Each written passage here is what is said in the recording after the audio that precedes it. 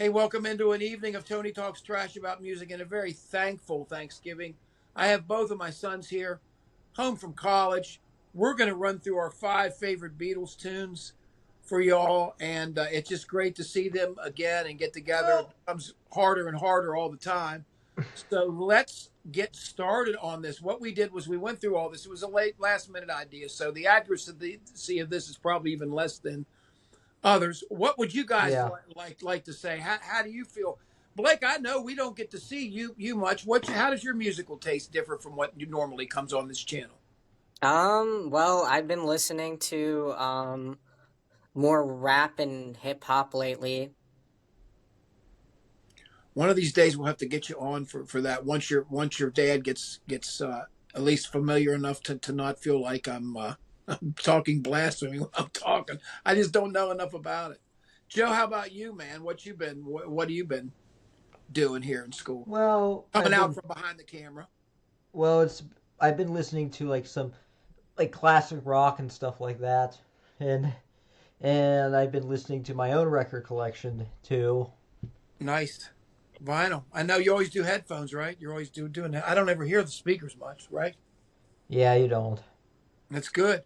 Well, you want to get started? Which one of y'all? But I'm What you but gonna I say? must confess that picking my favorite songs it's really difficult for me since there's like so many of them. So I just randomly chose like five that I like. That's kind of what That's I And good. did. That's mhm. all you can ask. Me too. Me too. Me too. Well, Blake, why don't you give us your number five, and we'll count down to five, and we'll each take turns. You start at number Oh five. boy. So I didn't put my list in order. Now I have to think about this. I just listed the songs out. Um, I guess for number five, I'm gonna go with A Hard Day's Night. It's catchy. Oh, I think about it Ooh, sometimes when I'm working or like up late studying. It's just catchy. That's why. I agree. I agree. It's in my head a lot too. It's one of those songs and a common thing when things are you're going up against the grind. I've done the same thing. I always think about that 12 string down now. Yeah. It's almost James Bond or something. It's really cool. What do you think about it, Joe? You like it? yeah, it's a pretty good opening track, to There, be darn right. honest. Good start off. Okay, Joe, you give me your number five, brother. Well, it is well, She Loves You is one of my favorite of the earlier ones, and it was a hit, by the way, and it's pretty Okay, catchy. I, in good deal, fact, man. in fact, Nice. I actually have a copy of that single, a UK copy, No, although the center was punched out and it didn't, and and, and it came in a generic sleeve, but it's still a nice thing to have. oh, was that one of your finds up there I at think it was, yeah, Pittsburgh? Pittsburgh, you yeah. get up there? That's Mhm. great, man. That's great. Well, let me go on to my number five, guys. My number five is going to be, and Joe hit me to this. I asked him about the album. Well, for some reason, everybody thinks, well, that I'm, exclusively Lennon or whatever. Well, my number five's For No One Yeah, that's pretty from good. from Revolver. In her eyes, you see nothing, Oh, no I love that kind of one. love behind the Yeah, that tears. actually is on Crying. my list on a higher spot. Oh my goodness. Oh, All right, well, that's my number five. Blake, you go ahead and take over, man. Give me your number Okay. four. Number four, I'm gonna go with Hey Bulldog. I like the riff. It's a fun song. ooh, Forgot I do about too. I forgot about that one. Oh, that should have maybe been in there. You know what's so cool about that? If you ever look on everybody, if you ever watching this, if you go look on YouTube, there's a great outtake of them during the Yellow Submarine of them actually playing it in the studio. They actually, what was the story, Joe? Didn't they go in the Yeah, studio well, it was and originally make it called up? Hey Bullfrog, but I think they like started barking and then they changed it to Hey Bulldog. That's That's what funny. I've heard. I didn't know that. I didn't know that, buddy. Well, go ahead, man. You give me your number four, Mr. Beatles scholar here. You know Well, I wish I had an original pressing of this, and I although my copy is unfortunately a U.S. copy, but I wish I had an original UK pressing of it with the box set. But and this album might not be considered the greatest, but it is a pretty good song, and that song is "Let It Be." Oh yeah, yeah, That yeah, is a yeah, good yeah. song. Yeah, it Yeah, really Joe's is. been on the hunt to get all the UK, to get all UK stuff, and It's that difficult. that of course, It really is. Yeah, that box is really a holy grail, man. I think the guy. What did the guy in Attic talk to you about? How long he'd been a long time since he'd seen one, hadn't it been? Yeah. Yeah, they just don't show up anymore. Did you know that, Blake? When it turns out the first day it came out in this box, and it was only Yeah. out for a very. Even in the U.S., they made them like that too. I know I my thought it friend was Rick. Canada. Joe's been on My a friend quest to Rick. find that box set for years. Well, though the Rick Carlo used to own Orpheus Records. A friend of mine was told me the story about he was in line that day and saw it there when day it was released and could have bought it. He said he came back the next day and they were gone and he's never seen it since. And he owns a record store, so that's pretty good. Okay, my number 4 is going to be "She's Not a Girl That Misses Much." Happiness is a Warm Gun. John Lennon's Oh! That's a good one. John Lennon's ballad Yeah. from the And album. also, I sadly, just think harsher in there's a certain hindsight. danger to it. I love his voice in this period, like Your Blues and everything. I think he was one of the best singers, and that's his best period. You guys like that song? Mm-hmm. Yeah, that's a good one. Okay, man. If you have any other comments, let me know. I guess we're rolling along, man. Give me number 3 here, Blake. Number 3 is gonna circle back to For No One. Okay, Yeah, man. that's a good one. Great. It's just a Great. good Well, song. It I think is. it encapsulates the emotions of a breakup really well. oh my golly, you're not kidding. That's one of the things great about the Beatles. They always could do these like things that everybody could relate to. Everything is, and I've got a couple more stops on my thing with that too. You know what I said when we started this is, if this was 5 6 years ago, we would be performing these songs because we used to play Beatles songs and Kink songs and all kind of stuff together, and as kind of a family band. It was kind of a great opportunity we had when everybody was younger. We got to get on stage Yeah, and we play. did that. I remember those days. A lot of fun, man. It was a lot of fun. But anyway, Joey, you give me your number 3, Mr. Beatles man. Well, I do like the song, you know, with with the help from with a little help from my friends is a pretty good one. And it's directly connected to the title track of Sergeant Pepper, Yeah. and it's in and which if I wanted to include them two as one song, I could, but Well, what do you mean? well, since they're connected in on the album, but well, Well, what but would be the connect one? Which one, before or after? well, with a little help from my friends, did come after the title track, Okay, obviously, I since the got you. title track opened the album. That's what I thought you were going to say instead of that at the end. You know what's funny? You know what I think's funny is we were downstairs. We discussed this idea a couple hours ago, and Joe came up with an all Ringo. All Joe came up with an all Ringo fight. Well, he still got his Ringo because Ringo sings a little help from my Yeah, he friend. does. That's pretty good. All right, you said about and I'm sorry that I did this to you guys. You said this about uh, situational stuff, the Beatles being so great. Well, I'm going to go, and I tell you, a lot of it had to do. I actually teared up when I saw Christopher Cross do this song live. Your granny was still alive. Your mom and I and your granddad were up in Pittsburgh and up at actually above up in Somerset, and they did a whole Sergeant Pepper thing, and they went through this, and Christopher Yeah. Cross sang, and I'm talking about Wednesday morning at 5. Oh, she's That's a leaving great home. one. Oh my God! And That's a pretty good one too. she's That leaving almost made home. my list. You guys, I mean, believe me, I relate, man. I relate. I know it basically says, hey, this is about parents, a song about parents that are too narrow and too to set aside their own desires to realize their children have their own lives. And that's kind of a thing I'm thankful for you guys. You guys have turned out so good with that. So anyway, that's my number 3. She's leaving home. You ready for number 2?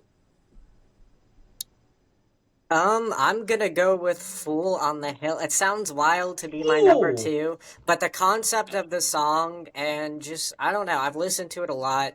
Um, I like that Beautiful. song. Paul McCartney. Hey. Maybe this is the place, Joe, where you should talk about the importance of Magical Mystery Tour. And That was the third. That was the. Yeah, that was the.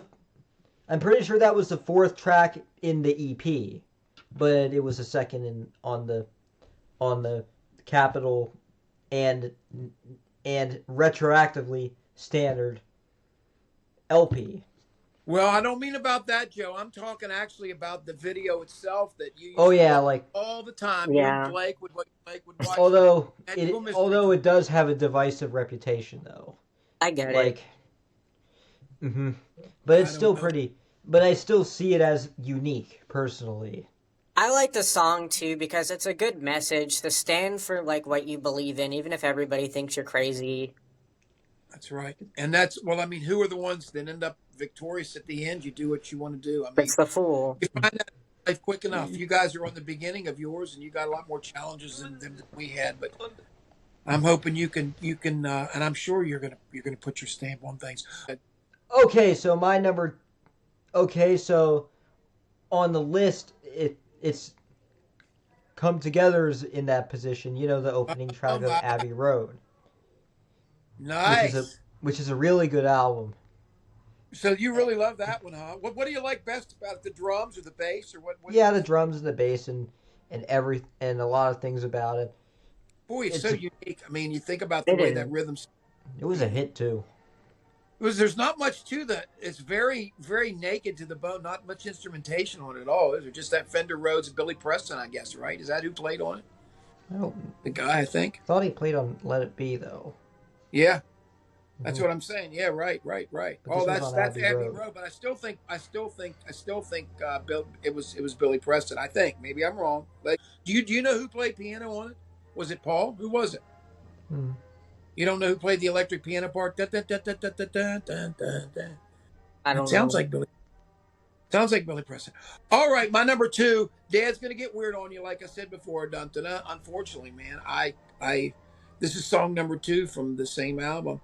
She said, "I know what it's like to be dead." John Lennon, the last song at the end of side one of Revolver.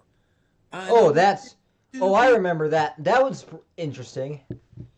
innovative, and you're making me feel like I've I've never been never been born. born. It's just is there's something about it about the discovery. It's basically the recitation of somebody saying you're hitting me with things and levels of knowledge that I never thought existed before, and it's his way of saying it, and it's I think it's beautiful. Anyway, that's my number two. Now we're ready for unless you guys like that song too. I mean, is there anything Yeah. about it that you Oh yeah, I do. I think the drumming is really cool. The way the stop start, tum, ba-dum, tum. hmm Ringo's especially incredible on that song. Yeah. Uh, okay. Number ones. Let's go, kids. Let's tell them what the best is. What your The favorite one is best today? song is Twist and Shout Now. I'm kidding. um, I'm gonna go with While My Guitar Gently Weeps. Oh yeah, that one's a good one. Did I you see the listened to that Prince song a lot. version of that before, Blake? Hmm? When when Prince plays guitar on that at the Rock and Roll Hall of Fame, after George Harrison died, they played that at the Rock and Roll Hall of Oh Fame. yeah, I Prince just saw that video. It was very good. you hmm saw Todd play it too, probably Rundgren played it a few times Yeah. too, right? hmm Yeah. Yeah, his granny was and my mother-in-law was a huge Todd fan and exposed us all to it the whole time, and of course me too. He's been a huge influence on me. So what do you think about that one, Joe? That song, Yeah, it's really good. It's, a, it's one of George's best songs actually. I In like my Georgia mind. songs. I Yeah, like George George. Harrison was pretty good. Great spirit, man. hmm But for some reason, his solo records, I mean, I like him okay. I was just looking at it the other day because I'm thinking about doing one on that, and there's so many songs that he's every song he made solo record, three or four good songs, but then the rest of them were just like fell into this kind of, I don't know, it's kind of weird. But anyway, Joe, are you ready to give me your number one? That's a great number one song. Well, On with Georgie for number one. I'm warning. Well, I'm saying that they're not necessarily my favorite Beatles songs because I don't know which ones really are, but I just wrote some ones that I can think of on the list, What was it, my man? What came and out? for some reason, Glass Onion was on this list. It's Yeah. not necessarily my favorite, but it's but I enjoy it very much. What about think about that, Blake? That's a surprise, isn't it? That Yeah, being a that fan of something. actually did I surprise didn't say me. it was my It's a good favorite, song. but I'll give you yeah, it that. is. And kind of like I Am the Walrus, which is another one that I'm a fan of. Like this one has kind of nonsensical lyrics and it's and apparently like whenever he were recording them, when they were recording this song, like they said, let's let them try to figure out this one or something like that. You're talking Like about a distorted vocal, really, with John. Another distorted. yeah, and saying the walrus was Paul. Oh yeah, and the ending part too was so random, but I enjoy it because of that. Oh, it's a good pick, man. What do you think, Blake? Good one. Yeah, I agree. Here we go. You know what my number one is? Oh my God! And we stay with John Lennon's distorted voice. And while we're at it, let's put it in a Leslie speaker that spins round, round, and round, and go. Turn off your mind, relax, and float downstream. Tomorrow never. Oh, you One mean of the most innovative songs ever. Tomorrow Never Knows? That crazy guitar, and Paul's doing a lot of that crazy sped up shit, and John. It's all of them experimenting, and it's all new to them, and they're new to psychedelic drugs, and they're new to. And it's all a new era for them at that point, and there's That nothing. song is also well known among the collector community too, because in early mono pressings, like they used a different mix and then they withdrew it and then they replaced it with the standard mono mix. Like No, that's I worth have noting that in as those, well. yeah, I have that in But those past masters. I Go don't think ahead. they have it on past masters. But No, I don't mean past masters. I mean the unsurpassed masters. That bootleg set. That's bootleg set of all this. oh yeah. Unbelievable, man. So, any final thoughts, guys? Anything else you want to? Anything more about any of this stuff, Joe? You want to say? I don't know. But again, these are songs that I enjoy, and again, like it was just they just randomly came in my head. Like it's not because actually choosing my favorite songs, like I don't like it's impossible really to like single out five that are the best because there's like so many of them. I'm not Well, we didn't kidding. want it to be too long, so if we got it to 10, we'd be looking at about 45 minute Yeah. Yeah, broadcast. So, that would be even. what do you think, Blake? Got any closing thoughts? Really, really, really great to see you here, man. On I this. mean, similar to Joe, there's a lot of songs. Those were kind of the ones I could think of off of the top of my head. As far as albums and stuff goes, like I really do think Magical Mystery Tour is like overlooked a lot. Um, Well, I like Magic. I wouldn't say it's necessarily my it's favorite album, but it's a it's a it's one of my favorites. yeah, I Wait, listened to the I like the EP especially. see, he thinks it's big because remember, in the U.S., it turned out to be an Yeah, album. yeah, yeah. They Got your capital. first Yeah, brother. yeah. But then they retroactively made the capital LP the standard version. It's the only time that has happened. So, What else, Blake? What else do you like, Blake? I'm not telling you. It's not what Joe likes, but Joe just telling you history of it. Go ahead. What else, man? I don't know. I mean, of course, I like the White Album and Oh yeah. Revolver. Oh yeah. Um, it's kind of hard to pick favorite album because, like, I don't know. For me, there's Yeah. always, I wouldn't say there's like bad song, but every album has songs to me that stand out more than others, and I guess it goes for every artist. Yeah, it does. But it's kind of hard for me to rank albums without like fully looking at what songs each album has because I do not remember what songs are on every album, honestly. I got you, but that's pretty close to what Joe and I came up with. Your Joe and ours were pretty close too. It sounds like yours is right there with it. So, Hmm. but anyway, we want to thank everybody. Man, wish everybody happy Thanksgiving, and I hope yours is as happy as mine. That I got both my boys home, and we got to do this and say hi to you all. It's great from Joe to come out from behind the camera and finally have Blake here on this. Hopefully, Blake will come back with us later when we can catch up to his knowledge on some of the stuff that's happening and we can maybe have some more of these family things, guys. So, in any event, anybody have anything last to say? Not No. really. Okay, guys. Goodbye. We will see you guys Well, next time, and happy Thanksgiving. yeah, we'll see Bye. you next time.